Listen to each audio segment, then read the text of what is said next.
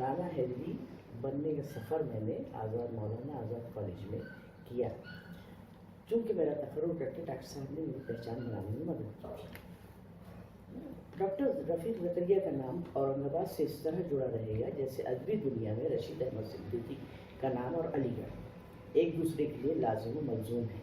بہت اداروں کی سرپرستی کے ساتھ ڈاکٹر زکریا نے ایک تو اورنگ آباد کی تزئین کاری کا کام کیا، دوسرے وہ ایک مفکر، مصنف، مدبر، دانشور، ماہر تعلیم بھی تھے. سیاست کے ساتھ ساتھ انہوں نے تعلیمی معاملات میں بھی اپنے اعلیٰ و عرفہ سوچ و فکر رکھنے والے انسان ہونے کا ثبوت دیا. ان کی کتابیں اس کی بہترین مثال ہیں. ان کے بے شمار کارناموں میں سب سے بڑا کارنامہ ان کی کتاب محمد صلی اللہ علیہ وسلم اور قرآن ہے، جو شیطانی آیات کا مکمل جواب ہے، جو دلیلوں کے ساتھ دیا گیا ہے، جس کے ذریعے سے اسلام کی صحیح تصویر سامنے آتی ہے، جس کا اعتراف کئی علماء اور دانشوروں نے کیا ہے. اس سے ان کی عالمانہ فکر اور مظہر اسلام سے بے پناہ لگاؤ کا پتہ چلتا ہے، اور یہ بھی کہ وہ ایک دردمند دل کے مالک تھے. اسکالر ہونے کے سبب وہ مسلمانوں کے عروج زوال پر بھی نظر رکھے ہوئے تھے. جیسے سر سید نے تعلیم کے سلسلے میں لڑکوں کی تعلیم کے ساتھ ساتھ لڑکیوں کی تعلیم پر نہ صرف زور دیا بلکہ مخالفتیں بھی برداشت کی. ڈاکٹر رفیق زکریا نے بھی مولانا آزاد لیڈیز کالج قائم کیا. اس کے لیے بہترین عمارت کا بھی انتظام ہوا، اور یوں اللہ نے انہیں ایک بڑا کام ان کے ذمے کیا، اور آج کی طالبات ان کا یہ احسان اسی طرح یاد رکھیں گی جیسے سر سید کا احسان یاد رکھا گیا ہے. اس کا نتیجہ یہ ہوا کہ لڑکیوں نے تعلیمی میدان میں اپنی ذہانت اور فطانت کا ثبوت دیا اور زندگی کے بڑے معرکے سر کیے. صرف یہی نہیں، ڈاکٹر صاحب موجودہ دور کے تقاضوں کو بھی پیش نظر رکھے ہوئے تھے. ہوٹل مینجمنٹ اس کی بہترین مثال ہے.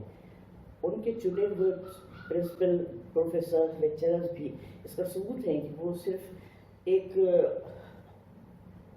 لیڈر ہی نہیں تھے. تعلیمی نکات پر بھی ان کی گہری نظر تھی. ادبی معاملات میں بھی وہ پوری طرح فکری اور اونچائیوں پر تھے.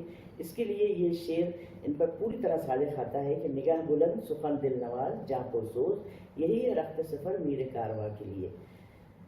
یقیناً وہ اس شعر کے مصداق اعلیٰ ظرف اور اعلیٰ صلاحیتوں کے مالک تھے. ابھی اورنگ آباد اور مجموعی طور پر مسلمانوں کو اپنے ایسے رہبر کی ضرورت تھی جو انہیں اب ایسے کڑے وقت میں ان کا سہارا بن سکے.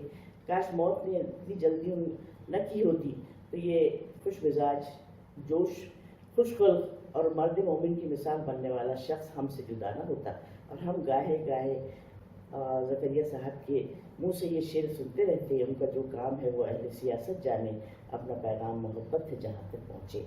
میں جسے انہوں نے اپنے کالج میں ایسی جگہ دی کہ اپنے احساسات اور جذبات کا بیان بھی کر سکوں، گویا ڈاکٹر صاحب نے اپنے ادارے میں جگہ دے کر اپنی پہچان بنانے اور آگے بڑھنے کا بھی موقع دیا ہے.